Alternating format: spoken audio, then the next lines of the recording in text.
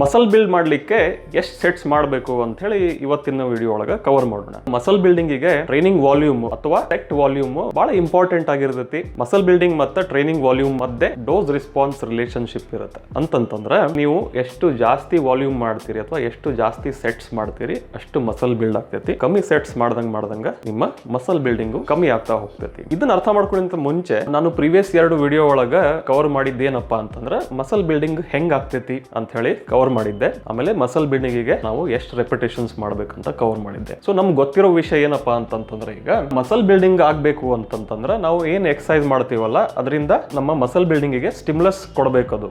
So 3 ತರ stimulus ಇರ್ತೈತಿ. ಒಂದು ಮೆಕ್ಯಾನಿಕಲ್ ಟೆನ್ಷನ್, ಅಂದ್ರೆ ನಾವು ವೇಟ್ಸ್ ಲಿಫ್ಟ್ ಮಾಡ್ದಂಗ ಮಸಲ್ಸ್ ಒಳಗಡೆ ಏನು ಟೆನ್ಷನ್ ಕ್ರಿಯೇಟ್ ಆಗ್ತೈತಲ್ಲ ಅದು ಮೆಕ್ಯಾನಿಕಲ್ ಟೆನ್ಷನ್. ಆಮೇಲೆ ನೆಕ್ಸ್ಟ್ ಸ್ಟಿಮ್ಯುಲಸ್ ಏನಪ್ಪಾ ಅಂತಂತಂದ್ರೆ ಮೆಟಬಾಲಿಕ್ ಸ್ಟ್ರೆಸ್, ಅಂತಂದ್ರೆ ನಾವು ವೇಟ್ಸ್ ಲಿಫ್ಟ್ ಮಾಡ್ದಂಗ ಮಸಲ್ಸ್ ಒಳಗಡೆ ಒಂದಿಷ್ಟು ಮೆಟಬಾಲೈಟ್ಸ್ ಪ್ರೊಡ್ಯೂಸ್ ಆಗುತ್ತೆ, ಅದರಿಂದ ಒಂದು ಬರ್ನಿಂಗ್ ಸೆನ್ಸೇಷನ್ ಕ್ರಿಯೇಟ್ ಆಗುತ್ತೆ ಅದು. ಆಮೇಲೆ ಮಸಲ್ ಒಳಗಡೆ ಫ್ಲೂಯಿಡ್ಸ್ ಫಿಲ್ ಆಗಿ, ಅಂದ್ರೆ ವಾಟರ್ ಬ್ಲಡ್ ಫ್ಲೋ ಆಗಿ ಫಿಲ್ ಆಗಿ ಪಂಪ್ ಕ್ರಿಯೇಟ್ ಆಗ್ತೈತಿ. ಸೊ ಅದು ಮೆಟಬಾಲಿಕ್ ಸ್ಟ್ರೆಸ್. ಆಮೇಲೆ ಟ್ರೈನಿಂಗ್ ಸೈಡ್ ಎಫೆಕ್ಟ್ ಆಗಿ ಮಸಲ್ ಒಳಗಡೆ ಮೈಕ್ರೋಸ್ಕೋಪಿಕ್ ಡ್ಯಾಮೇಜ್ ಆಗ್ತೈತಿ. ಆಮೇಲೆ ನಿಮ್ಗೆ ನೆಕ್ಸ್ಟ್ ಡೇ ನೆಕ್ಸ್ಟ್ 2-3 ದಿನ ಮಸಲ್ ಸೋರ್ ಆಗ್ತೈತಿ, ಅದು ಮಸಲ್ ಡ್ಯಾಮೇಜ್. ಸೊ ಈ 3 ಸ್ಟಿಮ್ಯುಲಸ್ ನಮ್ಮ ಎಕ್ಸರ್ಸೈಸ್ ನಮಗೆ ಕೊಡಬೇಕು ಅಂದ್ರೆ ಮಸಲ್ ಗ್ರೋ ಆಕೈತಿ. ಸೊ ಈ ಸ್ಟಿಮ್ಯುಲಸ್ ನಾವು ಕೊಡ್ಬೇಕಂತಂದ್ರೆ ಏನ್ ಮಾಡಬಹುದು ನಾವು ಅಂತಂದ್ರೆ anything between 5 to 30 repetitions sets ಮಾಡಬಹುದು. ಆದ್ರೆ ಇಂಪಾರ್ಟೆಂಟ್ ಏನಿರುತ್ತಪ್ಪ ಅಂದ್ರೆ ಈ ಸೆಟ್ಸ್ ನಾವು ಎಫರ್ಟ್ಫುಲ್ ಆಗಿ ಮಾಡಬೇಕು. ಆಮೇಲೆ ಕ್ಲೋಸ್ ಟು ಮೆಕ್ಯಾನಿಕಲ್ ಫೇಲಿಯರ್ ತಗೊಂಡು ಹೋಗ್ಬೇಕು. ಮೆಕ್ಯಾನಿಕಲ್ ಫೇಲಿಯರ್ ಅಂತ ನಾವು ಇನ್ನೊಂದು ರೆಪಿಟೇಷನ್ ಲಿಫ್ಟ್ ಮಾಡ್ತೀನಿ ಅಂದ್ರೂ ಲಿಫ್ಟ್ ಮಾಡಕ್ ಆಗ್ಬಾರ್ದು, ಅದು ಮೆಕ್ಯಾನಿಕಲ್ ಫೇಲಿಯರ್. ಸೈಕಾಲಜಿಕಲ್ ಫೇಲಿಯರ್ ಅಲ್ಲ. ಸೈಕಾಲಜಿಕ್ ಫೇಲಿಯರ್ ಅಂತಂದ್ರೆ ನೀವು ಎಲ್ಲೋ ಮಧ್ಯದೊಳಗ ಸೆಟ್ ಒಳಗ ನಂಗೆ ಸಾಕಾಯ್ತು ಬಿಡಪ್ಪ ಅಂತ ಬಿಟ್ರದು ಸೈಕಾಲಜಿಕಲ್ ಫೇಲಿಯರ್ ಆಗೋಗ್ಬಿಡ್ತೈತಿ. ಅದಕ್ಕೆ ಇಂಪಾರ್ಟೆಂಟ್ ತಲೆಯಾಗಿ ಇಟ್ಕೋರಿ, ಮೆಕ್ಯಾನಿಕಲ್ ಫೇಲಿಯರ್ ಆಗಬೇಕು ಅಥವಾ ಮೆಕ್ಯಾನಿಕಲ್ ಫೇಲಿಯರ್ ಹತ್ರ ಹೋಗ್ಬೇಕು ಅಂದ್ರೆ ಅದು ಸೆಟ್ ಎಫೆಕ್ಟಿವ್ ಆಗಿರ್ತೈತಿ. ಪ್ಲೀಸ್ ನಿಮ್ಗೆ ಈ ಕಂಟೆಂಟ್ ಇಷ್ಟ ಆಗತೈತಿ, ನಮ್ಮ ಪ್ರೀವಿಯಸ್ ವಿಡಿಯೋಸ್ ನೋಡಿರಿ ಅಂತಂದ್ರೆ ಪ್ಲೀಸ್ ಲೈಕ್ ಬಟನ್ ಮೇಲೆ ಕ್ಲಿಕ್ ಮಾಡ್ರಿ. ಸುಮಾರು ಎಫರ್ಟ್ ಅಂಡ್ ಟೈಮ್ ತಗೊಂತೈತಿ ನಂಗೆ ಈ ವಿಡಿಯೋಸ್ ಮಾಡಕ್ಕೆ. ನೀವು ಲೈಕ್ ಮಾಡಿದ್ರೆ ನಂಗೆ ಖುಷಿ ಆಗ್ತೈತಿ. ಆಮೇಲೆ ಯೂಟ್ಯೂಬ್ ಒಳಗಡೆ ನಮ್ಮ ಚಾನೆಲ್ ಗ್ರೋ ಆಗಕ್ಕೂ ಹೆಲ್ಪ್ ಆಗ್ತೈತಿ. ಸೊ ಈಗ ಇದೆರಡು ವಿಷಯ ಅರ್ಥ ಮಾಡ್ಕೊಂಡ್ಮೇಲೆ ನಾವು ಪ್ರತಿಯೊಂದು ಮಸಲ್ಗೆ ಗ್ರೋ ಆಗಬೇಕು ಅಂತಂದ್ರೆ ಎಷ್ಟು ಸೆಟ್ಸ್ ಮಾಡಬೇಕು ಅಂತ ತಿಳ್ಕೊಬೇಕು. ಸೊ ಇದಕ್ಕೆ ಒಂದು ಜನರಲ್ ರೆಕಮೆಂಡೇಶನ್ ಇರುತ್ತೆ, ವೀಕ್ಲಿ ನಾವು ಪ್ರತಿ ಮಸಲ್ಗೆ ಎಷ್ಟು ಸೆಟ್ಸ್ ಮಾಡಬೇಕು ಅಂತ ಹೇಳಿ. ಸೊ ಅದನ್ನ ನಮ್ಗೆ ಗೊತ್ತಿರುವಂತ ಒಂದು ಸೈಂಟಿಫಿಕ್ ಎವಿಡೆನ್ಸ್ ಮತ್ತೆ ಅನೆಕ್ಡೋಟಲ್ ಎವಿಡೆನ್ಸ್. ಸೈಂಟಿಫಿಕ್ ಎವಿಡೆನ್ಸ್ ಅಂತಂದ್ರೆ ಸ್ಪೆಸಿಫಿಕ್ ಆಗಿ ಈ ಒಂದು ಎಕ್ಸರ್ಸೈಸ್ ಸೈಂಟಿಸ್ಟ್ ಏನ್ ಮಾಡಿದ್ರೆ ಹೆಂಗ್ ಮಸಲ್ ಬಿಲ್ಡ್ ಆಗ್ತೈತಿ ಅಂತ ಹೇಳಿ ಒಂದು ಸ್ಟಡಿ ಸೆಟಪ್ ಮಾಡಿ ಅದ್ರ ಮೇಲೆ ಒಂದು ಕನ್ಕ್ಲೂಷನ್ ಡ್ರಾ ಮಾಡಿರ್ತಾರೆ. ಆಮೇಲೆ ಅನೆಕ್ಡೋಟಲ್ ಎವಿಡೆನ್ಸ್ ಅಂತಂದ್ರೆ ನಮ್ಮ ರೂಢಿ ಒಳಗ ಏನ್ ಬಂದೈತಿ, ಬಹಳ ವರ್ಷಗಳಿಂದ ಜನ ಜಿಮ್ ಒಳಗಡೆ ಹೋಗಿ ಟ್ರೈನ್ ಮಾಡ್ತಾ ಬಂದಾರಲ್ಲ ಅವ್ರದ್ದು ಏನು ಎಕ್ಸ್ಪೀರಿಯನ್ಸ್ ಐತಿ, ಸೊ ಅದ್ರ ಬೇಸಿಸ್ ಮೇಲೆ ಒಂದು ರೆಕಮೆಂಡೇಶನ್ ಇರ್ತೈತಿ. ಸೊ ಅದೆರಡನ್ನು ಕಂಬೈನ್ ಮಾಡಿ ಈ ತರ ಒಂದು ಗ್ರಾಫ್ ಒಳಗೆ ತೋರಿಸಬಹುದು. ಈ ಗ್ರಾಫ್ ನಂಗೆ ಸಿಕ್ಕಿದ್ದು ಜೆಫ್ ನಿಪ್ಪರ್ಡ್ ಅವರಿಂದ. ಅವ್ರದ್ದು ಒಂದು ಯೂಟ್ಯೂಬ್ ಚಾನಲ್ ಐತಿ, ಒಂದು ಎಕ್ಸಲೆಂಟ್ ಯೂಟ್ಯೂಬ್ ಚಾನಲ್ ಫಿಟ್ನೆಸ್ ವಿಷಯವಾಗಿ. ನೀವು ಅದನ್ನ ಫಾಲೋ ಮಾಡಬಹುದು, ಅದ್ರ ಲಿಂಕ್ ಡಿಸ್ಕ್ರಿಪ್ಷನ್ ಒಳಗೆ ಹಾಕ್ತೇನೆ. ಸೊ ಈ ಗ್ರಾಫ್ ಪ್ರಕಾರ ನೋಡ್ರಿ, ಈ ಗ್ರಾಫ್ ಒಳಗೆ ಇಲ್ಲೇ ಮಸಲ್ ಗ್ರೋತ್ ಐತಿ ಈ ಒಂದು ಆಕ್ಸಿಸ್ ಮೇಲೆ, ಈ ಆಕ್ಸಿಸ್ ಮೇಲೆ ನಂಬರ್ ಆಫ್ ಸೆಟ್ಸ್ ಐತಿ. ಸೊ ಇದ್ರ ಪ್ರಕಾರ ನೀವು ನೋಡ್ರಿ, ನಂಬರ್ ಆಫ್ ಸೆಟ್ಸ್ ಜಾಸ್ತಿ ಆದಂಗ ಮಸಲ್ ಗ್ರೋತ್ ಜಾಸ್ತಿ ಆಗ್ತಾ ಹೋಗ್ತೈತಿ. ಆಮೇಲೆ ಸಮ್ವೇರ್ ಬಿಟ್ವೀನ್ 10 to 20 ಸೆಟ್ಸ್ ಮಧ್ಯೆ ಮಸಲ್ ಬಿಲ್ಡಿಂಗ್ ಮ್ಯಾಕ್ಸಿಮೈಸ್ ಆಗ್ತೈತಿ. ಅದ್ರ ಮುಂದೆ ನಿಧಾನವಾಗಿ ಮಸಲ್ ಬಿಲ್ಡಿಂಗ್ ಕಡಿಮೆ ಆಗ್ತಾ ಹೋಗ್ತೈತಿ. ಅಂದ್ರೆ ನಾವು ಎಷ್ಟು ಜಾಸ್ತಿ ಸೆಟ್ಸ್ ಮಾಡ್ತಾ ಹೋಗ್ತೀವಿ ಅಷ್ಟು ಜಾಸ್ತಿ ಮಸಲ್ ಬಿಲ್ಡ್ ಆಗ್ತಾ ಹೋಗ್ತೈತಿ. ಒನ್ ಪಾಯಿಂಟ್ ಆಫ್ ಟೈಮ್ ಅದು ನಂಬರ್ ಆಫ್ ಸೆಟ್ಸ್ ಒಂದು ಲಿಮಿಟ್ ಕ್ರಾಸ್ ಆದ್ಮೇಲೆ ಮಸಲ್ ಬಿಲ್ಡಿಂಗು ಆಲ್ಮೋಸ್ಟ್ ಸ್ಟಾಗ್ನೇಟ್ ಆಗುತ್ತೆ. ಆಮೇಲೆ ಮೇ ಬಿ ಜಾಸ್ತಿ ಮಾಡ್ದಂಗ ಅದು ಡ್ರಾಪ್ ಆಗ್ತಾ ಹೋಗಬಹುದು. ಸೊ ಮೊದಲೇದಾಗಿ ಈ ಒಂದು ಸೆಟ್ಸ್ ವಿಷಯ ಬಂದಾಗ ಬಹಳಷ್ಟು ಜನ ಏನ್ ಮಿಸ್ಟೇಕ್ಸ್ ಮಾಡ್ತಾರ ಅಂತಂದ್ರೆ, ಒಂದು ಈ ಹೊಸದಾಗಿ ಯಂಗ್ ಲಿಫ್ಟರ್ಸ್ ಹೊಸದಾಗಿ ಜಿಮ್ ಜಾಯಿನ್ ಆಗ್ತಾರಲ್ಲ ಅವರು ಯೂಶುವಲಿ ಬ್ರೋ ಸ್ಪ್ಲಿಟ್ ಯೂಸ್ ಮಾಡ್ತಾರ ಅಥವಾ ಬಾಡಿ ಪಾರ್ಟ್ ಸ್ಪ್ಲಿಟ್ ಯೂಸ್ ಮಾಡ್ತಾರ. ಅಂದ್ರೆ ಒಂದದಿಂದ ಒಂದು ಬಾಡಿ ಪಾರ್ಟ್ ಟ್ರೈನ್ ಮಾಡ್ತಾ ಇರ್ತಾರೆ. ಆಮೇಲೆ ಏನ್ ಮಾಡ್ತಾರ ಅಂತಂದ್ರೆ ಆ ಬಾಡಿ ಪಾರ್ಟಿಗೆ ಏನೇನ್ ಎಕ್ಸರ್ಸೈಸ್ ಅವೈಲೇಬಲ್ ಅದಾವ ಜಿಮ್ ಒಳಗ ಎಲ್ಲಾನು ಮಾಡ್ತಾರೆ. ಲೈಕ್ 8 ಡಿಫ್ರೆಂಟ್ ಎಕ್ಸರ್ಸೈಸಸ್ ಮಾಡ್ತಾರೆ. ಪ್ರತಿಯೊಂದು ಎಕ್ಸರ್ಸೈಸ್ ಒಳಗ 3 ಇಂದ 4 ಸೆಟ್ ಮಾಡ್ತಾ ಹೋಗ್ತಾರೆ. ಏನಪ್ಪಾ ಅದು ಲಾಜಿಕ್ ಅಂತಂದ್ರೆ ನಾವು ಜಾಸ್ತಿ ಮಾಡಿದಷ್ಟು ಜಾಸ್ತಿ ಗ್ರೋ ಆಗ್ತೈತಿ, ಅಥವಾ ನಮ್ಗೆ ಜಾಸ್ತಿ ಸೋರ್ನೆಸ್ ಐತಿ, ಜಾಸ್ತಿ ಮಸಲ್ ಡ್ಯಾಮೇಜ್ ಆಗೈತೆ ಅಂದ್ರೆ ಮಸಲ್ ಗ್ರೋ ಆಗ್ತೈತಿ ಅನ್ನೋ ಒಂದು ಆ ಲಾಜಿಕ್ಲೇ ಮಾಡಕ್ ಹೋಗ್ತಾರೆ. ಬಟ್ ಇದು ಒಂದು ರಾಂಗ್ ವೇ ಅಂತ ನಾನು ಹೇಳ್ತೇನೆ. ಯಾಕಂತಂದ್ರೆ ಸಿಕ್ಕಾಪಟ್ಟೆ ಎಫರ್ಟ್ ಹಾಕ್ಬೇಕಾಗ್ತೈತಿ, ಆಮೇಲೆ ಸಿಕ್ಕಾಪಟ್ಟೆ ಟೈಮ್ ತಗೊಂತೈತಿ, ಸಿಕ್ಕಾಪಟ್ಟೆ ಮಸಲ್ ಡ್ಯಾಮೇಜ್ ಅಂಡ್ ಸೋರ್ನೆಸ್ ಆಗ್ತೈತಿ. ಒಂದು ಎಫಿಷಿಯಂಟ್ ವೇ ಅಲ್ಲ ಇದು ಮಸಲ್ ಬಿಲ್ಡ್ ಮಾಡ್ಲಿಕ್ಕೆ. ಈ ವಿಡಿಯೋ ಪೂರ್ತಿ ಎಂಡ್ ತನಕ ನೋಡಿ ನಿಮ್ಗೆ ಯಾಕಂತ ಅರ್ಥ ಆಗ್ತೈತಿ. ಇನ್ನೊಂದು ಎಂಡ್ ಒಳಗೆ ಏನಿರ್ತೈತಿ ಅಂತಂದ್ರೆ, ನೀವು ಸ್ಯಾಟರ್ಡೇ ದಿನ ಲೆಗ್ಸ್ ಹಾಕೊಂಡಿರ್ತೀರಿ, ಲೆಗ್ಸ್ ಟ್ರೈನ್ ಮಾಡಂಗಿಲ್ಲ. ಸೊ ಲೆಗ್ಸ್ ಗ್ರೋ ಹೆಂಗ್ ಆಗ್ಬೇಕು ನೀವು ಅದನ್ನ ಟ್ರೈನ್ ಮಾಡಿಲ್ಲ ಅಂತಂದ್ರೆ, ಸೊ ನೀವು ಸ್ಟಿಮ್ಯುಲಸ್ ಕೊಡತ್ತಿಲ್ಲ, ಎಕ್ಸರ್ಸೈಸ್ ಮಾಡೋದಿಲ್ಲ, ಗ್ರೋ ಆಗಲ್ಲ. ಆಗಂಗಿಲ್ಲ. ಸೊ ಅದು ಈ ಎಂಡಿಗೆ ಬಂತು ಅಂದ್ರೆ ಏನು ಮಾಡ್ತಾನೆ ಇಲ್ಲ. ಆಮೇಲೆ ಸುಮಾರು ಜನ ಇದನ್ನು ನಾನು ಸಮ್ಟೈಮ್ಸ್ ಮಾಡ್ತೀನಿ ತಪ್ಪು, ಆಬ್ಸ್ ಆಮೇಲೆ ಕಾಫ್ಸ್ ಕಾನ್ಸಂಟ್ರೇಟ್ ಮಾಡಂಗಿಲ್ಲ. ಸೊ ಅವು ಗ್ರೋ ಆಗಂಗಿಲ್ಲ. ನೀವು ಯಾವ ಮಸಲ್ ಪ್ರಾಪರ್ ಆಗಿ ಟ್ರೈನ್ ಮಾಡಂಗಿಲ್ಲ, ಅದು ಗ್ರೋ ಆಗಂಗಿಲ್ಲ. ಸೊ ಇವೆರಡು ಮಿಸ್ಟೇಕ್ಸ್ ಅನ್ನ ಮೊದಲೇದಾಗಿ ಅವಾಯ್ಡ್ ಮಾಡಬೇಕು. ಈಗ 10 to 20 ಸೆಟ್ಸ್ ಒಂದು ಎಫೆಕ್ಟಿವ್ ಮಸಲ್ ಬಿಲ್ಡಿಂಗ್ ರೇಂಜ್ ಇರಬಹುದು. ಆದ್ರೆ ಸುಮಾರು ಬ್ರಾಡ್ ಐತಿ ಇದ್ರ ರೇಂಜ್. ಸೊ ನೀವೇನ್ ಮಾಡಬೇಕು, ನೀವು ಎಫೆಕ್ಟಿವ್ ಆಗಿ ಮಸಲ್ ಗ್ರೋ ಮಾಡ್ಬೇಕಂತಂದ್ರೆ, ಈಗ ನೀವು ಬಿಗಿನರ್ ಆಗಿದ್ರೆ ನೀವು ಏನೂ ಮಾಡ್ತಾ ಇರಂಗಿಲ್ಲ ಅಂದ್ರೆ 0 ಸೆಟ್ಸ್ ಮಾಡ್ತಾ ಇರ್ತೀರಿ. ಸೊ ನೀವು ಟ್ರೈನಿಂಗ್ ಸ್ಟಾರ್ಟ್ ಮಾಡಿದಾಗ, ಜಿಮ್ಮಿಗೆ ಹೋಗಕ್ಕೆ ಶುರು ಮಾಡಿದಾಗ ಇವನ್ 5 ಸೆಟ್ಸ್ ಮಾಡಿದ್ರು ನಿಮ್ಗೆ ಚಲೋ ಮಸಲ್ ಗ್ರೋತ್ ಆಕೈತಿ. ಇಲ್ಲಿ ನೋಡ್ಬೋದು ಗ್ರಾಫ್ ಒಳಗೆ ಸುಮಾರು ಚಲೋ ಮಸಲ್ ಗ್ರೋತ್ ಆಗ್ತೈತಿ ನೀವು 5 ಸೆಟ್ಸ್ ಮಾಡಿದ್ರು. ಆದ್ರೆ ಬಿಗಿನರ್ಸ್ಗೆ ಮೋಸ್ಟ್ ಆಪ್ಟಿಮಲ್ ಏನಪ್ಪಾ ಅಂತಂದ್ರೆ ಆಲ್ಮೋಸ್ಟ್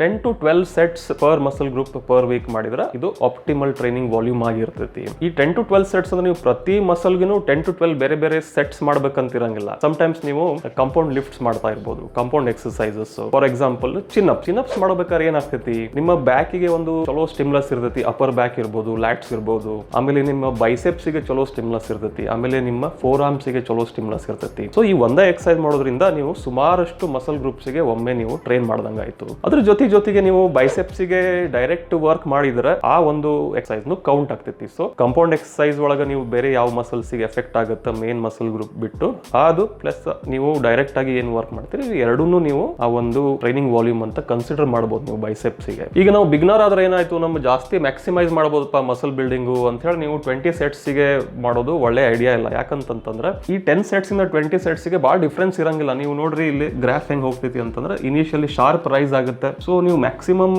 ಗೇನ್ಸ್ ನೀವು ಕಡಿಮೆ ಎಫರ್ಟ್ ಹಾಕಿ ಮಾಡಬಹುದು ಒಂದು 10 to 12 ಸೆಟ್ಸ್ ಮಾಡಿದ್ರೆ. ಆದ್ರೆ ಇಂಪಾರ್ಟೆಂಟ್ ನೀವು ಏನ್ ಗಮನ ಕೊಡ್ಬೇಕಂದ್ರೆ ನೀವು ಬಿಗಿನರ್ ಆಗಿರೋದ್ರಿಂದ ನೀವು ಪ್ರಾಪರ್ ಫಾರ್ಮ್ ಅಂಡ್ ಟೆಕ್ನಿಕ್ ಕಲಿಯಕ್ಕೆ ಟ್ರೈ ಮಾಡಬೇಕು. ಆಮೇಲೆ ಸೆಟ್ಸ್ ಅನ್ನ with good form and technique close to failure, mechanical failure ತಗೊಂಡು ಹೋಗಕ್ಕೆ ಟ್ರೈ ಮಾಡಬೇಕು. ಸೊ ಇದನ್ನ ನೀವು ಮಾಡ್ತಾ ಹೋದ್ರೆ ಸಾಕು. ಅದ್ರ ಜೊತೆಗೆ ನಿಮ್ಮ ನ್ಯೂಟ್ರಿಷನ್, ಪ್ರೋಟೀನ್ ಇಂಟೇಕ್ ಪ್ರಾಪರ್ ಆಗಿ ಮಾಡಿ, ಚಲೋ ನಿದ್ದೆ ಮಾಡಿ, ರೆಸ್ಟ್ ಅಂಡ್ ರಿಕವರಿ ಪ್ರಾಪರ್ ಆಗಿ ಮಾಡಿರಿ ಅಂತಂದ್ರೆ ನೀವು ಎಫಿಷಿಯಂಟ್ ಆಗಿ ಚಲೋ good amount of muscle build ಮಾಡ್ತಾ ಹೋಗ್ಬೋದು. ಆಮೇಲೆ ನೀವು ಒಂದು ಟ್ರೈನಿಂಗ್ ಪ್ಲಾನ್ ಫಿಕ್ಸ್ ಮಾಡಿಕೊಂಡು ಅದ್ರೊಳಗೆ ಹೆಚ್ಚು ಒಂದು 60 to 80% ಕಾಂಪೌಂಡ್ ಎಕ್ಸರ್ಸೈಸ್ ಇಟ್ಕೊಂಡು ಸ್ವಲ್ಪ ಎಲ್ಲಿ ಬೇಕು ಐಸೋಲೇಷನ್ ಎಕ್ಸರ್ಸೈಸ್ ಇಟ್ಕೊಂಡು ಪ್ರಾಪರ್ ಆಗಿ ಹಾರ್ಡ್ ಆಗಿ ಟ್ರೈನ್ ಮಾಡ್ತಾ ಹೋದಂಗ ಮೇ ಬಿ ಒಂದು 8 ವೀಕ್ಸ್ಗೆ ಒಂದ್ಸತಿ ನೀವು ಆ ಟ್ರೈನಿಂಗ್ ಪ್ರೋಗ್ರಾಮ್ ಫುಲ್ ಪ್ರಾಪರ್ ಆಗಿ ಕಂಪ್ಲೀಟ್ ಮಾಡಿ ಸ್ವಲ್ಪ ಎಕ್ಸರ್ಸೈಸಸ್ ಚೇಂಜ್ ಮಾಡಿಕೊಂಡು ಮತ್ತೊಂದು 8 ವೀಕ್ಸ್ ನೀವು ಕಂಟಿನ್ಯೂ ಮಾಡ್ತಾ ಹೋಗ್ಬೋದು. ಸೊ ಈ ತರ ನೀವು ಮಾಡ್ತಾ ಹೋದ್ರೆ ಫಸ್ಟ್ ಒಂದು 6 months to 12 months ಹೋಗ ನಿಮ್ಗೆ ಒಳ್ಳೆ ರಿಸಲ್ಟ್ ಬರ್ತೈತಿ. ಯಾಕಂತಂದ್ರೆ ಇದಕ್ಕೆ ನ್ಯೂಬಿ ಫೇಸ್ ಅಂತ ಕರೀತಾರೆ. ನ್ಯೂಬಿ ಫೇಸ್ ಒಳಗೆ ನಿಮ್ಮ ಬಾಡಿ ಬಹಳ ರೆಸ್ಪಾನ್ಸಿವ್ ಆಗಿರ್ತೈತಿ. ನೀವು ಸ್ವಲ್ಪ ಎಕ್ಸರ್ಸೈಸ್ ಮಾಡಿದ್ರು ಅದು ಒಳ್ಳೆ ರಿಸಲ್ಟ್ಸ್ ಕೊಡ್ತಾ ಇರ್ತೈತಿ. ಸೊ ಇನಿಷಿಯಲಿ ನೀವು ಬಹಳ ಜಾಸ್ತಿ ವಾಲ್ಯೂಮ್ ಮಾಡೋ ಅವಶ್ಯಕತೆ ಇರಂಗಿಲ್ಲ. ಇಂಪಾರ್ಟೆಂಟ್ ಕರೆಕ್ಟ್ ವೇನಾಗ ಎಕ್ಸರ್ಸೈಸ್ ಮಾಡಬೇಕು. ನಿಮ್ಮ ಡಯಟ್, ನ್ಯೂಟ್ರಿಷನ್, ಆ ಒಂದು ಪ್ರಾಪರ್ ರೊಟೀನ್, ಡಿಸಿಪ್ಲಿನ್ ಬಿಲ್ಡ್ ಮಾಡೋದ್ರಾಗ ಕಾನ್ಸಂಟ್ರೇಟ್ ಮಾಡಬೇಕು. ನೀವು ಒಂದ್ಸತಿ ಈ ನ್ಯೂಬಿ ಫೇಸ್ ಕಂಪ್ಲೀಟ್ ಮಾಡಿದ್ಮೇಲೆ ಆಕ್ಚುಲಿ ಎಷ್ಟು ಸೆಟ್ಸ್ ಮಾಡಬೇಕು ಅಂತ ಅವಾಗ ನೀವು ಯೋಚನೆ ಮಾಡಕ್ ಸ್ಟಾರ್ಟ್ ಮಾಡಬೇಕು. ನಿಮ್ಗೆ ಆಪ್ಟಿಮಲ್ ನಂಬರ್ ಆಫ್ ಸೆಟ್ಸ್ ಎಷ್ಟು ಮಸಲ್ ಗ್ರೋ ಮಾಡ್ಲಿಕ್ಕೆ ಡಿಪೆಂಡ್ ಆಗೋದು ನಿಮ್ಮ ಜೆನೆಟಿಕ್ಸ್ ಮೇಲೆ ಡಿಪೆಂಡ್ ಆಗ್ತೈತಿ. ಆಮೇಲೆ ನಿಮ್ಮ ಟ್ರೈನಿಂಗ್ ಏಜ್ ಮೇಲೆ ಡಿಪೆಂಡ್ ಆಗ್ತೈತಿ. ಅಂದ್ರೆ ನೀವು ಒಂದು ಇಂಟರ್ಮೀಡಿಯೇಟ್ ಲೆವೆಲ್ಗೆ ಬಂದಿರಿ. ಇಂಟರ್ಮೀಡಿಯೇಟ್ ಲೆವೆಲ್ ಅಂತಂದ್ರೆ ಒಂದು 6 to 12 months ನೀವು ಆಲ್ರೆಡಿ ಕನ್ಸಿಸ್ಟೆಂಟ್ ಆಗಿ ಟ್ರೈನ್ ಮಾಡಿರಿ, ಒಂದು ಒಳ್ಳೆ ರಿಸಲ್ಟ್ಸ್ ಬರಾಕತೈತಿ ನಿಮ್ಗೆ. ಸೊ ಇಲ್ಲೇ ನಿಮ್ದು ನ್ಯೂಬಿ ಫೇಸ್ ಯೂಶುವಲಿ ಎಂಡ್ ಆಗಕ್ ಸ್ಟಾರ್ಟ್ ಆಗ್ತೈತಿ. ಸೊ ಅಲ್ಲೇ ನಿಮ್ಗೆ ಆಕ್ಚುಲಿ ಗೊತ್ತಾಗ್ತೈತಿ ಯಾವ್ದಾದ್ರು ಒಂದು ಪರ್ಟಿಕ್ಯುಲರ್ ಮಸಲ್ ನಿಮ್ದು ಕರೆಕ್ಟ್ ಆಗಿ ಗ್ರೋ ಆಗಿಲ್ಲ. ಫಾರ್ ಎಕ್ಸಾಂಪಲ್ ನಿಮ್ದು ಬೈಸೆಪ್ಸ್ ಗ್ರೋ ಆಗತ್ತಿಲ್ಲಪ್ಪ, ನೀವು 10 to 12 ಸೆಟ್ಸ್ ಕನ್ಸಿಸ್ಟೆಂಟ್ ಆಗಿ ಮಾಡ್ತಾ ಬಂದಿರಿ 6 to 12 months. ನಿಮ್ಮ ಡಯಟ್, ನ್ಯೂಟ್ರಿಷನ್ ಎಲ್ಲ ಪ್ರಾಪರ್ ಐತಿ, ಸ್ಲೀಪ್ ಅಂಡ್ ರಿಕವರಿ ಚಲೋ ಐತಿ, ಆದ್ರೂ ನಿಮ್ದು ಬೈಸೆಪ್ಸ್ ಗ್ರೋ ಆಗಿಲ್ಲ. ಸೊ ನಿಮ್ಗೆ ಹತ್ರ ಈಗ ಆಲ್ರೆಡಿ ಒಂದು ಪ್ರೂಫ್ ಐತಿ, ನಾನು 10 to 12 ಸೆಟ್ಸ್ ಮಾಡಿದ್ರೆ ಪ್ರಾಪರ್ ಆಗಿ ಗ್ರೋ ಆಗಿಲ್ಲ ಇದು ಅಂತ ಹೇಳಿ. ಅವಾಗ ನೀವು ಅಲ್ಲಿ ಎಕ್ಸ್ಟ್ರಾ ಸೆಟ್ಸ್ ಆಡ್ ಮಾಡಕ ಟ್ರೈ ಮಾಡಬಹುದು. ಆಮೇಲೆ ಇನ್ನೊಂದು ಫ್ಯಾಕ್ಟರ್ ಏನಿರ್ತೈತಿ ಅಂತಂದ್ರೆ ನಿಮ್ದು ಟ್ರೈನಿಂಗ್ ಏಜ್ ಜಾಸ್ತಿ ಆದಂಗ ನಿಮ್ಮ ಬಾಡಿ ಗ್ರೋ ಆಗ್ಬೇಕು, ಮಸಲ್ಸ್ ಗ್ರೋ ಆಗ್ಬೇಕಂದ್ರೆ ನೀವು ಜಾಸ್ತಿ ಸೆಟ್ಸ್ ಮಾಡ್ಬೇಕು. ಅವಾಗ ಗ್ರೋ ಆಗಕ್ ಹೆಲ್ಪ್ ಆಗ್ತೈತಿ. ಆಮೇಲೆ ನಿಮ್ಮ ಟ್ರೈನಿಂಗ್ ಏಜ್ ಜಾಸ್ತಿ ಆದಂಗ ನೀವು ನೋಟಿಸ್ ಮಾಡಬಹುದು ಒಂದಿಷ್ಟು ಮಸಲ್ ಗ್ರೂಪ್ಸ್ ಪ್ರಾಪರ್ ಆಗಿ ರೆಸ್ಪಾಂಡ್ ಮಾಡ್ತಾ ಇಲ್ಲ ಅಂತ ಹೇಳಿ, ಪ್ರಾಪರ್ ಆಗಿ ಗ್ರೋ ಆಗ್ಲಿಕ್ಕಿಲ್ಲ, ಅಥವಾ ಆ ಒಂದು ಮಸಲ್ ಗ್ರೂಪ್ ಒಳಗಡೆ ಪ್ರೋಗ್ರೆಸ್ ಆಗ್ಲಿಕ್ಕಿಲ್ಲ. ಅಂದ್ರೆ ನಿಮ್ದು ವೇಟ್ಸ್ ಹೋಗೋ ಪ್ರೋಗ್ರೆಸ್ ಆಗಂಗಿಲ್ಲ, ರೆಪಿಟೇಷನ್ಸ್ ಹೋಗಿ ಪ್ರೋಗ್ರೆಸ್ ಆಗಂಗಿಲ್ಲ. ಸೊ ಅಲ್ಲೇ ನೀವು ಸೆಟ್ಸ್ ಆಡ್ ಮಾಡಕ ಒಂದು ಅದು ಇಂಡಿಕೇಶನ್ ಆಗಿರ್ತೈತಿ. ಸೊ ಇವು ಎರಡು ಫ್ಯಾಕ್ಟರ್ಸ್ ನ ನೀವು ಕನ್ಸಿಡರ್ ಮಾಡಿ ನಿಧಾನವಾಗಿ ನಂಬರ್ ಆಫ್ ಸೆಟ್ಸ್ ಜಾಸ್ತಿ ಮಾಡ್ತಾ ಹೋಗ್ಬೋದು. ನೀವು ಒಮ್ಮೆ ನಂದು ಬೈಸೆಪ್ಸ್ ಗ್ರೋ ಆಗತ್ತಿಲ್ಲಪ್ಪ ಅಂತ ಹೇಳಿ ಒಮ್ಮೆ 10 ಸೆಟ್ಸ್ ಇಂದ 20 ಸೆಟ್ಸ್ ಗೆ ಜಂಪ್ ಆಗ್ಬೇಕಂತ ಇರಂಗಿಲ್ಲ. ಆಮೇಲೆ ಏನಾಗತ್ತೆ, ಅದು ಸಿಕ್ಕಾಪಟ್ಟೆ ಜಾಸ್ತಿ ವಾಲ್ಯೂಮ್ ಆಗ್ತೈತಿ, ಅದನ್ನ ನಿಮ್ಗೆ ಹ್ಯಾಂಡಲ್ ಮಾಡಕ್ ಆಗ್ತೈತೋ ಗೊತ್ತಿಲ್ಲ. ಅದಕ್ಕೆ ಇದನ್ನ ನೀವು ಸ್ವಲ್ಪ ಕನ್ಸರ್ವೇಟಿವ್ ಆಗಿ ಜಾಸ್ತಿ ಮಾಡ್ಬೇಕು. ಮೇ ಬಿ ಒಂದು 20% ಜಾಸ್ತಿ ಮಾಡ್ಕೋಬೇಕು. ಲೆಟ್ಸ್ ನೀವು 10 ಸೆಟ್ಸ್ ಮಾಡತ್ತೀರಿ ಬೈಸೆಪ್ಸ್ ಗೆ ಅಂತಂದ್ರೆ ಅದನ್ನ 12 ಸೆಟ್ಸ್ ಮಾಡಬಹುದು, ಅಥವಾ 12 ಸೆಟ್ಸ್ ಮಾಡಕತ್ತಿದ್ರೆ ಒಂದು 14 ಅಥವಾ 15 ಸೆಟ್ಸ್ ಮಾಡಕ್ ಸ್ಟಾರ್ಟ್ ಮಾಡಬಹುದು. ಆಮೇಲೆ ಅದನ್ನ ನೀವು ಕನ್ಸಿಸ್ಟೆಂಟ್ ಆಗಿ ಟ್ರೈನ್ ಮಾಡಿ ನಿಮ್ಗೆ ಅದು ಏನ್ ರಿಸಲ್ಟ್ ಕೊಡತೈತೆ ಅಂತ ಗೊತ್ತಾಗ್ತೈತಿ. ಅದು ರಿಸಲ್ಟ್ ಕೊಡತ್ತಿಲ್ಲ, ಆಮೇಲೆ ನಿಧಾನವಾಗಿ ನೀವು ಇನ್ನೂ ಸ್ವಲ್ಪ ಜಾಸ್ತಿ ಜಾಸ್ತಿ ಮಾಡ್ಬೋದು. ಅಥವಾ ಎಕ್ಸಸೈಸ್ ಚಾಯ್ಸ್ ನೀವು ಚೇಂಜ್ ಮಾಡ್ಕೋಬಹುದು. ಅಥವಾ ನೀವು ಪ್ರಾಪರ್ ಫಾರ್ಮ್ ಅಂಡ್ ಟೆಕ್ನಿಕ್ಲೇ ಮಾಡಕತ್ತಿರಲ್ಲೋ, ಪ್ರಾಪರ್ ಮೈಂಡ್ ಮಸಲ್ ಕನೆಕ್ಷನ್ ಆಗೈತೋ ಇಲ್ಲೋ, ಅವು ಫ್ಯಾಕ್ಟರ್ಸ್ ನೀವು ಗಮನ ಇಟ್ಕೊಂಡು ನಿಧಾನವಾಗಿ ಸೆಟ್ ವಾಲ್ಯೂಮ್ ನ ಜಾಸ್ತಿ ಮಾಡ್ತಾ ಹೋಗ್ಬೋದು. ಸೊ ಇದು ನೀವು ಪ್ರತಿ ಮಸಲ್ ಗ್ರೂಪಿಗೆ ವೀಕ್ಲಿ ವಾಲ್ಯೂಮ್ ಎಷ್ಟು ಮಾಡ್ಬೋದು ಅಂತ ಹೇಳಿ.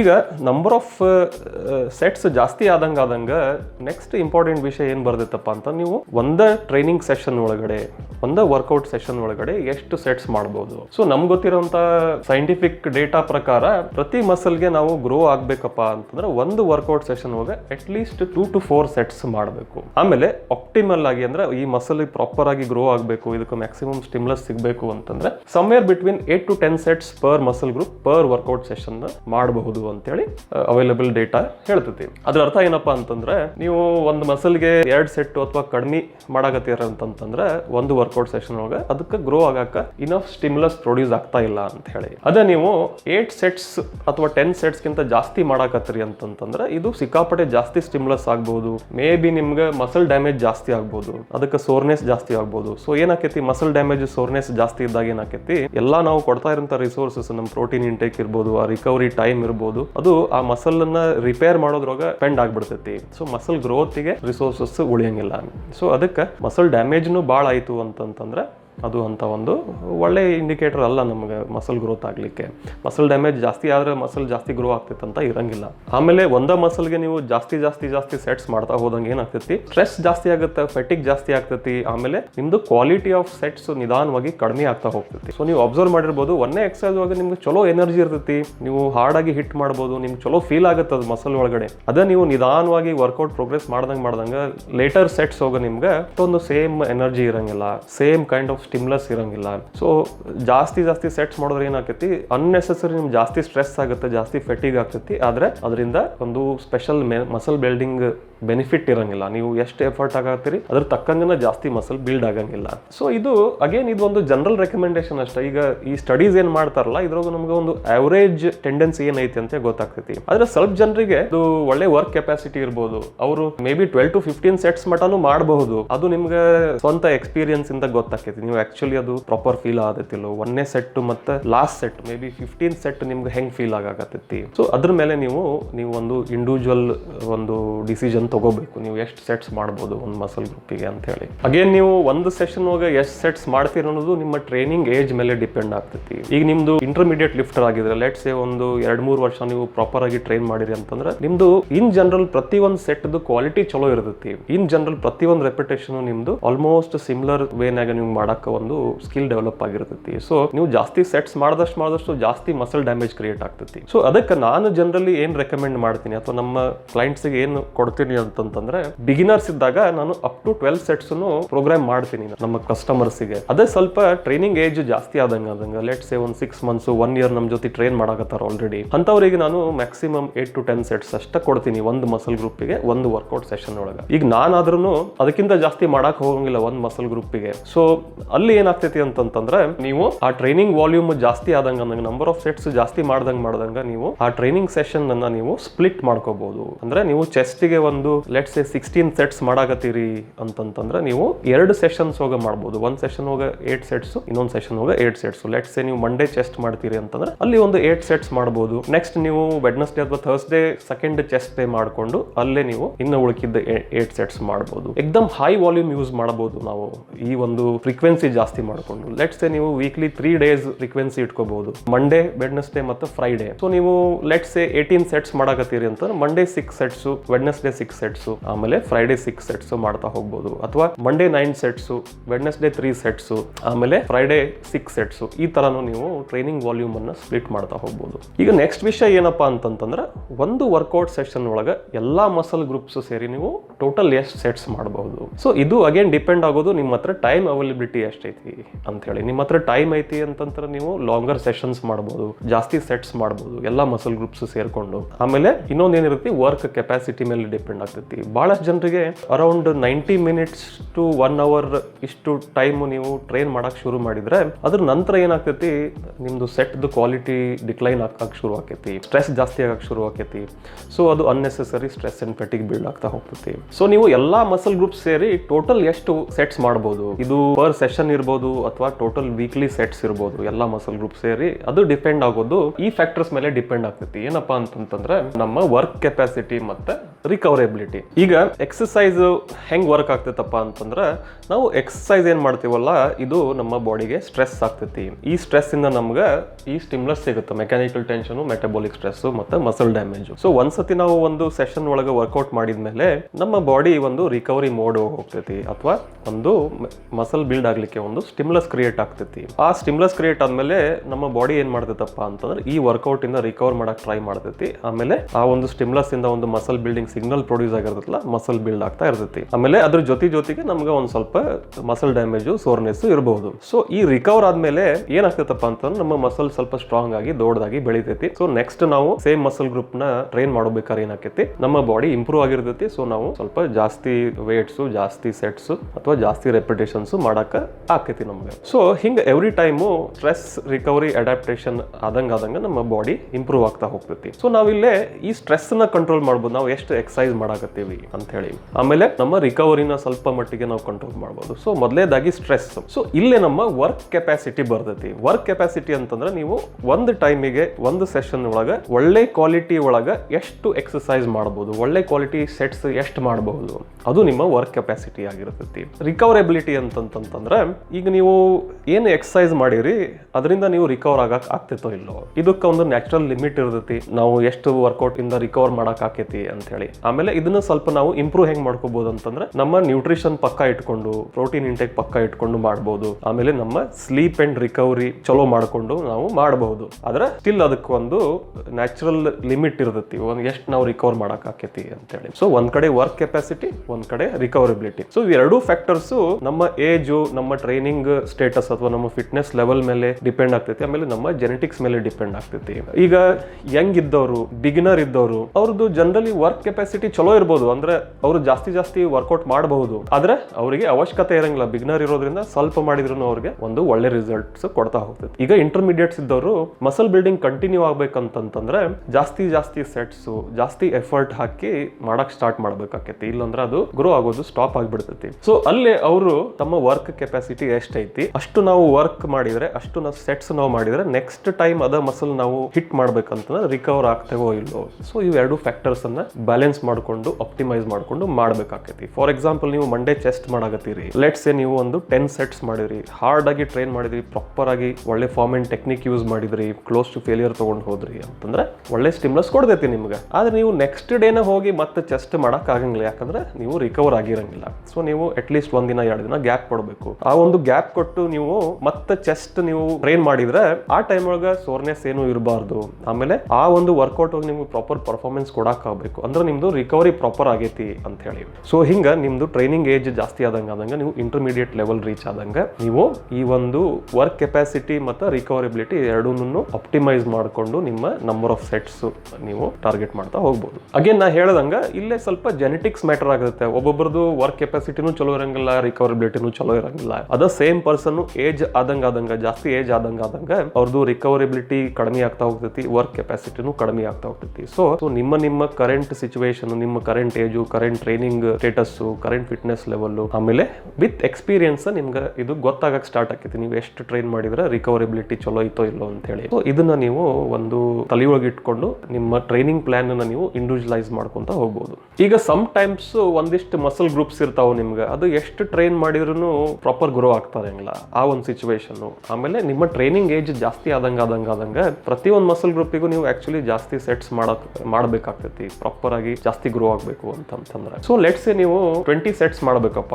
ಈ 20 ಸೆಟ್ಸ್ ನೀವು ಎಲ್ಲಾ ಮಸಲ್ ಗ್ರೂಪಿಗೂ ಒಂದೇ ಟೈಮಿಗೆ ಮಾಡಕ್ ಆಗಂಗಿಲ್ಲ, ಅಷ್ಟು ಟೈಮ್ ಇರಂಗಿಲ್ಲ. ಅಗೇನ್ ನಿಮ್ದು ವರ್ಕ್ ಕೆಪಾಸಿಟಿ ಮಟ್ಟ ರಿಕವರಿ ಲಿಮಿಟೇಷನ್ಸ್ ಇರ್ತೈತಿ. ಸೊ ಅದಕ್ಕೆ ನೀವು ಸ್ಪೆಷಲೈಸೇಷನ್ ಸೈಕಲ್ಸ್ ಮಾಡಬಹುದು. ಅಂತಂದ್ರೆ ಒಂದೇ ಟೈಮಿಗೆ 1 ಅಥವಾ 2 ಮಸಲ್ ಗ್ರೂಪ್ ಅನ್ನ ನೀವು ಚೂಸ್ ಮಾಡಿಕೊಂಡು ಅದಕ್ಕೆ ಜಾಸ್ತಿ ವಾಲ್ಯೂಮ್ ಇಟ್ಕೊಂಡು ಬಾಕಿ ಎಲ್ಲ ಮಸಲ್ ಗ್ರೂಪ್ಸ್ಗೆ ಒಂದು ಮಾಡರೇಟ್ ವಾಲ್ಯೂಮ್ ಅಥವಾ ಲೋವರ್ ವಾಲ್ಯೂಮ್ ಒಳಗೆ ಇಟ್ಕೊಂಡು ನೀವು ಟ್ರೈನ್ ಮಾಡ್ತಾ ಹೋಗ್ಬೋದು. ಫಾರ್ ಎಕ್ಸಾಂಪಲ್, ನೀವು ಬ್ಯಾಕ್ ಮತ್ತು ಟ್ರೈಸೆಪ್ಸ್ ಒಂದೇ ಟೈಮಿಗೆ ಟಾರ್ಗೆಟ್ ಮಾಡಬಹುದು. ಸೊ ಅವಾಗ ಏನಾಕೈತಿ, ಇದಕ್ಕೆ ನೀವು ಜಾಸ್ತಿ ಟೈಮ್ ಕೊಟ್ರೆ ನೀವು ಬಾಕಿ ಮಸಲ್ಸ್ಗೆ ಕಡಿಮೆ ಟೈಮ್ ಕೊಡಬೇಕಾಕೈತಿ. ಆಮೇಲೆ ನಿಮ್ದೇನು ರಿಕವರಬಿಲಿಟಿ ಇರೋದಿಲ್ಲ, ನೀವು ಎಷ್ಟು ಪ್ರೋಟೀನ್ ತಿಂತೀರಿ, ಎಷ್ಟು ರೆಸ್ಟ್ ಕೊಡ್ತೀರಿ, ಇದು ಎಲ್ಲಾದ್ರ ಮಧ್ಯೆ ಡಿವೈಡ್ ಆಗ್ಬೇಕಲ್ಲ. ಅದಕ್ಕೆ ನೀವು ಯಾವ ಮಸಲ್ ಕಾನ್ಸಂಟ್ರೇಟ್ ಮಾಡತ್ತೀರಿ ಅದಕ್ಕೆ ಪ್ರಾಪರ್ ಆಗಿ ರಿಕವರ್ ಆಗಬೇಕು ಅಂತ ಬಾಕಿ ಮಸಲ್ಸ್ ಒಂದ್ ಸ್ವಲ್ಪ ಬ್ಯಾಕ್ ಸೀಟ್ನಾಗ ಇಡ್ಬೇಕಾಕೈತಿ. ಸೊ ಈ ತರ ಸ್ಪೆಷಲೈಸೇಷನ್ ಸೈಕಲ್ಸ್ ಮಾಡ್ತಾ ಹೋಗ್ಬೋದು. ಮೇ ಬಿ ಒಂದು 4 months to 6 months ನೀವು ಬ್ಯಾಕ್ ಅಂಡ್ ಟ್ರೈಸೆಪ್ಸ್ ಟ್ರೈನ್ ಮಾಡಬಹುದು. ಆಮೇಲೆ ನೆಕ್ಸ್ಟ್ 4 to 6 months ನೀವು maybe shoulder and biceps ಮಾಡಬಹುದು. ಮೇ ಬಿ ಅದರ್ ನೆಕ್ಸ್ಟ್ 4 to 6 months ನೀವು ಲೆಗ್ಸ್ ಮಾಡಬಹುದು, ಚೆಸ್ಟ್ ಮಾಡಬಹುದು. ಈ ತರ ನೀವು ಒಂದಿಷ್ಟು ಸ್ಪೆಷಲೈಸೇಷನ್ ಸೈಕಲ್ಸ್ ಮಾಡ್ಕೊಂಡು ಮಾಡಕ್ಕಾಕೈತಿ.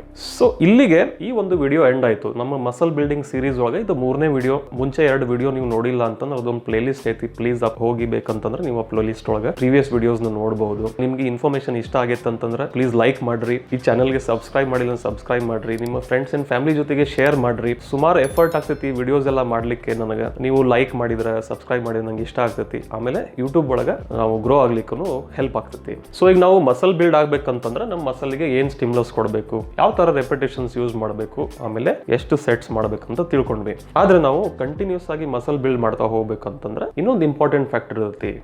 ಅದಕ್ಕೆ ಪ್ರೋಗ್ರೆಸಿವ್ ಓವರ್ಲೋಡ್ ಅಂತ ಹೇಳ್ತಾರೆ. ಅಂದ್ರೆ ನಾವು ಇವತ್ತು ಎಷ್ಟು ಎಫರ್ಟ್ ಹಾಕಿ ಟ್ರೈನ್ ಮಾಡೇವಿ ಅದಕ್ಕಿಂತ ನೆಕ್ಸ್ಟ್ ಟೈಮ್ ನಾವು ಜಾಸ್ತಿ ಎಫರ್ಟ್ ಹಾಕಿ ಟ್ರೈನ್ ಮಾಡಬೇಕು. ಯಾಕಂತಂದ್ರೆ ಈ ಒಂದು ಕರೆಂಟ್ ನಾವು ಏನು ಟ್ರೈನಿಂಗ್ ಮಾಡಾಕತ್ತೀವಿ ಇದಕ್ಕೆ ನಮ್ಮ ಬಾಡಿ ಅಡ್ಜಸ್ಟ್ ಆಗಿಬಿಡ್ತೈತಿ. ಸೊ ನೆಕ್ಸ್ಟ್ ಟೈಮ್ ನಾವು ಹೋದಾಗ ಅದಕ್ಕಿಂತ ಜಾಸ್ತಿ ಮಾಡಿದಾಗನೇ ಅದಕ್ಕೆ ಒಂದು ಸ್ಟ್ರೆಸ್ ಪ್ರೊಡ್ಯೂಸ್ ಆಗುತ್ತೆ, ಒಂದು ಚೇಂಜ್ ಆಗಕ್ಕೆ, ಅಡ್ಯಾಪ್ಟ್ ಆಗಕ್ಕೆ ಒಂದು ಸ್ಟಿಮ್ಯುಲಸ್ ಸಿಗ್ತೈತಿ. ಸೊ ಅದಕ್ಕೆ ಎವ್ರಿ ಟೈಮ್ ನಾವು ಜಿಮ್ ಒಳಗಡೆ ಹೋಗಿ ವರ್ಕೌಟ್ ಮಾಡ್ದಂಗೆ ಜಾಸ್ತಿ ಎಫರ್ಟ್ ಫುಲ್ಲಿ ಮಾಡ್ಬೇಕಾಕೈತಿ. ಸೊ ಅದಕ್ಕೆ ಪ್ರೋಗ್ರೆಸಿವ್ ಓವರ್ಲೋಡ್ ಅಂತ ಹೇಳ್ತಾರೆ. ಸೊ ಅದನ್ನ ನಾನು ನೆಕ್ಸ್ಟ್ ಬರೋ ವಿಡಿಯೋ ಒಳಗೆ ಕವರ್ ಮಾಡ್ತೇನೆ.